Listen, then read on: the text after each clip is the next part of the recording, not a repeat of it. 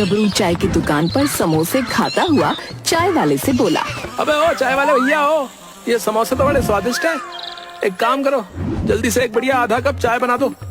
गबरू की बात सुनकर चाय वाला क्रोधित होकर बोला, गबरू भैया पहले पिछला वाला हिसाब करो। अबे अभी पैसे नहीं है बे, दे दूंगा। अरे अगर पैसे नहीं है तो फिर ये समोसे कैसे खरीद कर लेकर आए? अबे ये भी उधार ही लेकर आया हूँ, समझे? जानता था तुम्हारे जैसे लोगों की जिंदगी उधारी में ही कट जाती है। अरे काम के न काज के और दुश्मन अनाज के। धरती पर बोझ हो तुम कासगंज से जो है अपनी सड़ी हुई शकल लेकर दफा क्यों नहीं हो जाते भैया? अबे ओ बस बहुत ज्यादा बोल दिया तूने, समझा? चाय वाले कहीं के। अबे अब अगर इससे आगे एक शब्द भी बोला ना तो मुझसे बुरा कोई नहीं होगा, समझा? तभी वहाँ पर रतन, जो कि गबरू का लंगोटिया यार था और छोटी मोटी चोरियां करता था, आकर बोला, क्या बात है गबलू भैया, ताहे को चाय वाले पे गुत्ता कर ले हो?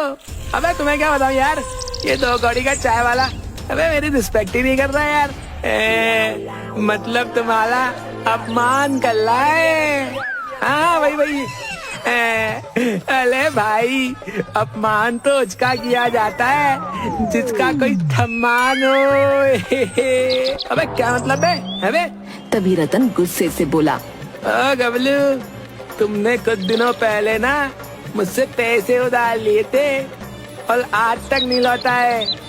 कान खोल कर सुन लो, अगर तुमने मेरे पैसे नहीं लौटाए ना तो मुझसे बुरा कोई नहीं होगा।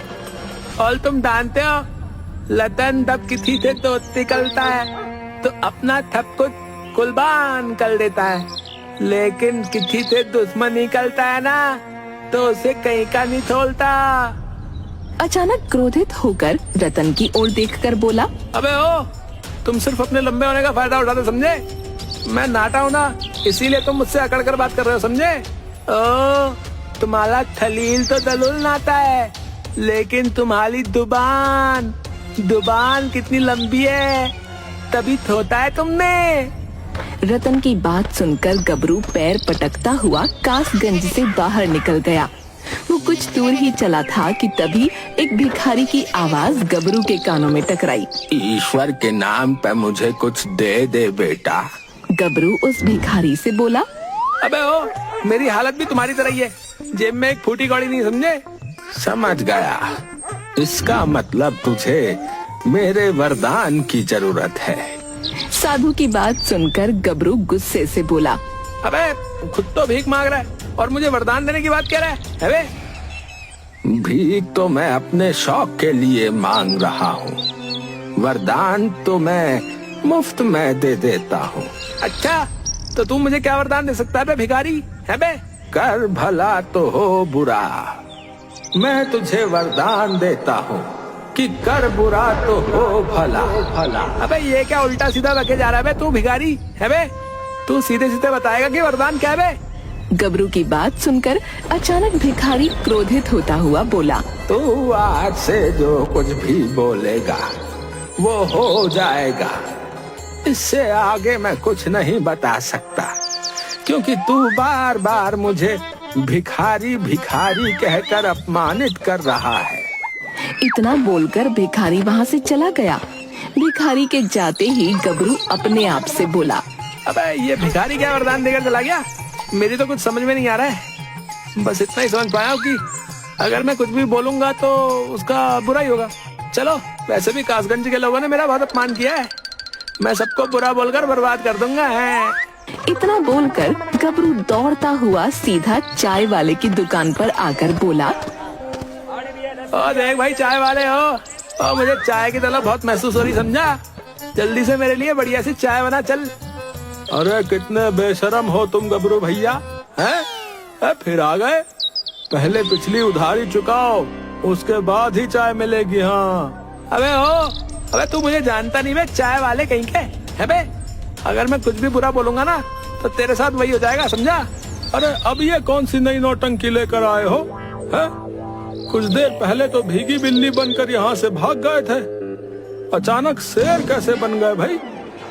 सुनो भाई गबरू, तुम चाहे जितने भी शेर बनने की कोशिश करो, लेकिन तुम रहोगे बिल्ली ही। क्योंकि तुम हो ही इतने नाटे। चाय वाले की बात सुनकर चाय की दुकान पर बैठे हुए लोग गबरू के ऊपर हंसने लगे। लोगों को अपने ऊपर हंसता देख गबरू बुरी तरह से क्रोधित होकर चाय वाले से बोला, अबे तो तुझे मेरी बात पे विश्वास नहीं है? ठीक है, तेरी चाय की दुकान पर अभी आग लग जाएगी, समझा? मगर ऐसा कुछ भी नहीं हुआ। ये देखकर चाय वाला चाय बनाते हुए जोर जोर से हंसते हुए बोला, भैया मेरी चाय की दुकान पर आग तो नहीं लगी, लेकिन तुम्हारा चेहरा देखकर लग रहा है कि आग तो तुम्हारे अंदर लगी हुई है, लेकिन कहाँ ये तो तुम बता ही सकते हो। इतना बोलकर चाय वाला जोर जोर से हंसने लगा। तभी एक तेज हवा का झोंका चूल्हे से टकराया।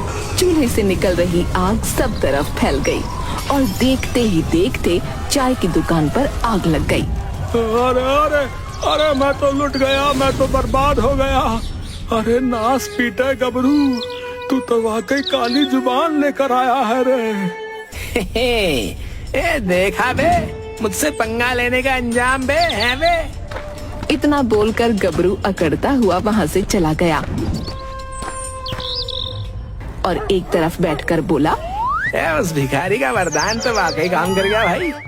मैंने चाय वाले से कहा कि उसकी दुकान पर आग लग जाएगी और वास्तव में आग लग गई। अब मैं किससे बर्बाद करूं बे? तभी गबरू की नजर झुमरी पर पड़ी, जो कि रिक्शे पर बैठकर कहीं जा रही थी।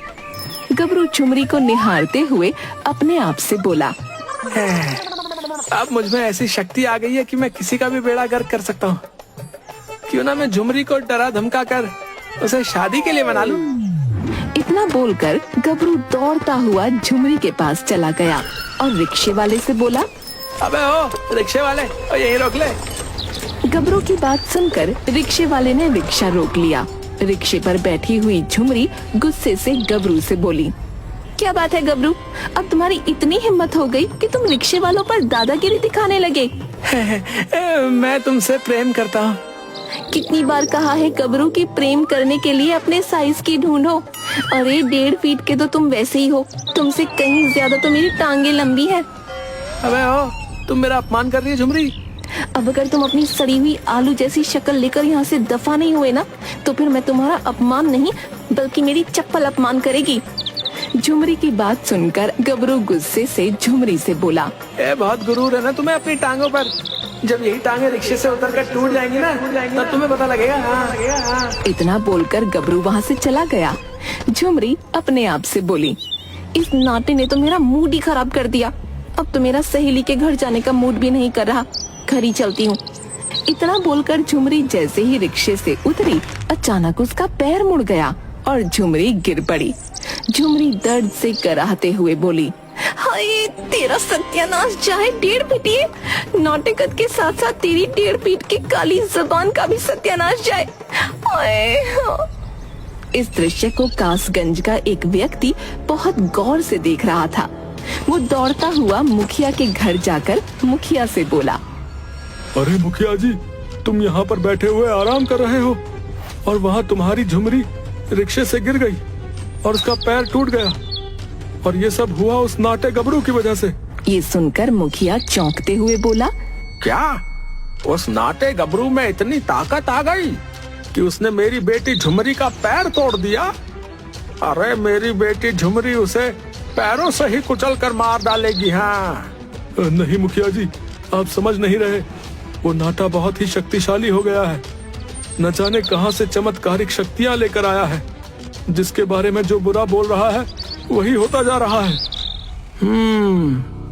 ऐसी बात है क्या? फिर तो जाकर देखना पड़ेगा कि उसकी काली जुबान मेरा क्या बिगाड़ पाती है। ऐसी मार मारूंगा कि अगले जन्म में 1.5 फुट से आधा फुट का ही पैदा होगा। हाँ। तभी वहाँ पर कुछ लोग झुमरी को लेकर आ गए। झुमरी के पैर में प्लास्टर बंधा था। झुमरी रोते हुए अपने पिता मुखिया को सारी घटना बताने लगी। पिताजी, उस गबरू को छोड़ना नहीं। तू चिंता मत कर झुमरी, उसने तुझे बुरा कहा है ना। आज के बाद ससुरा किसी को बुरा नहीं कहेगा, उसकी जुबान ही काट लूंगा। हाँ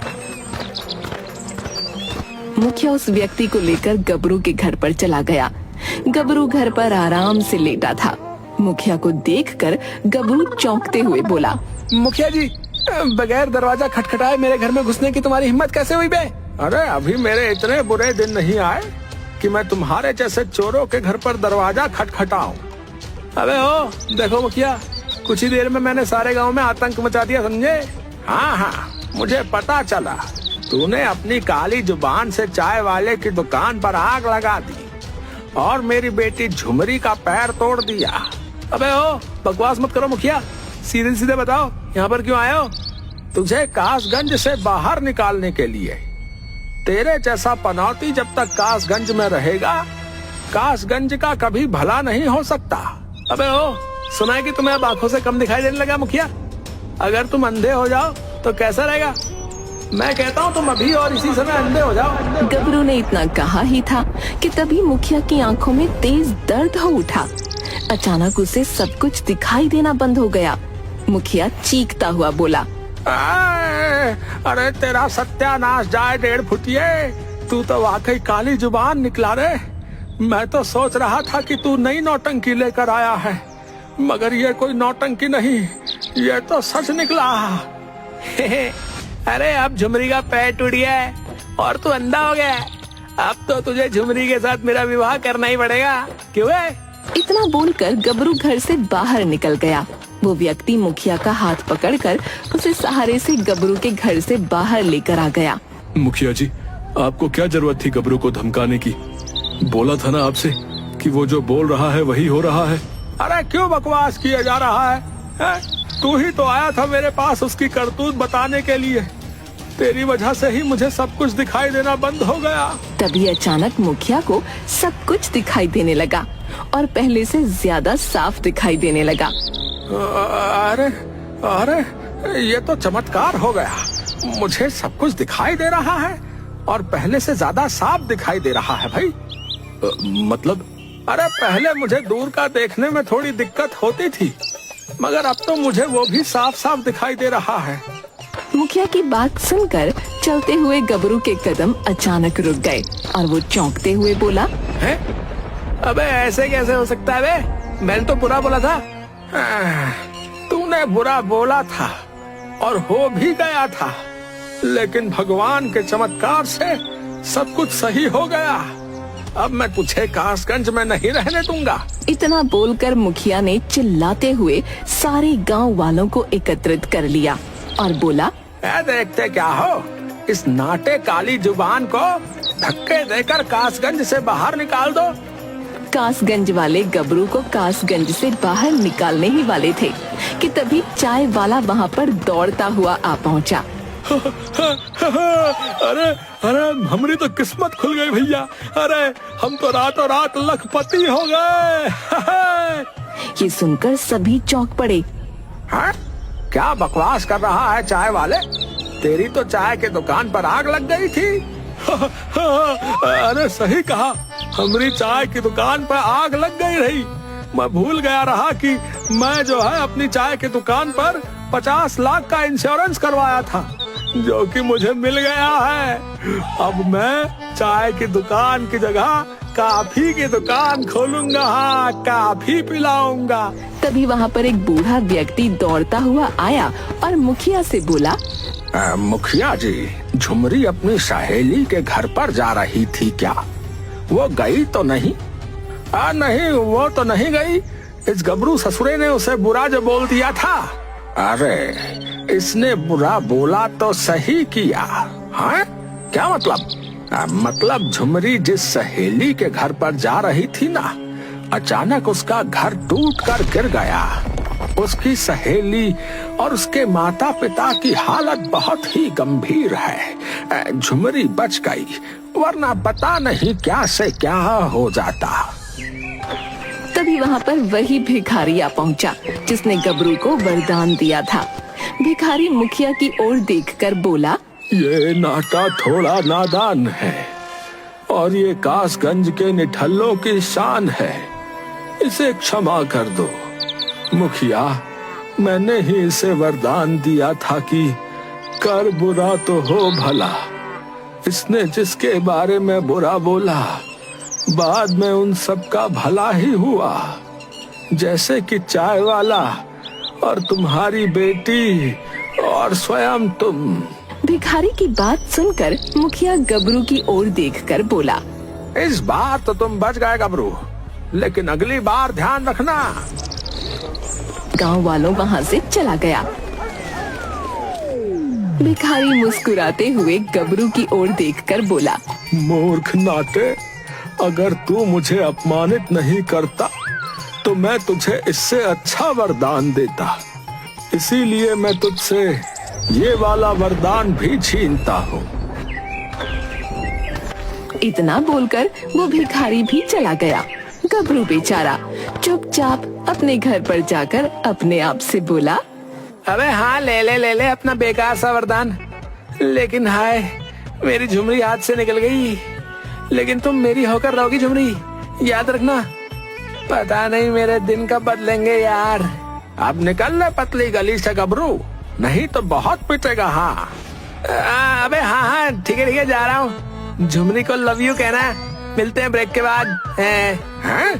तेरी तो रुक जरा।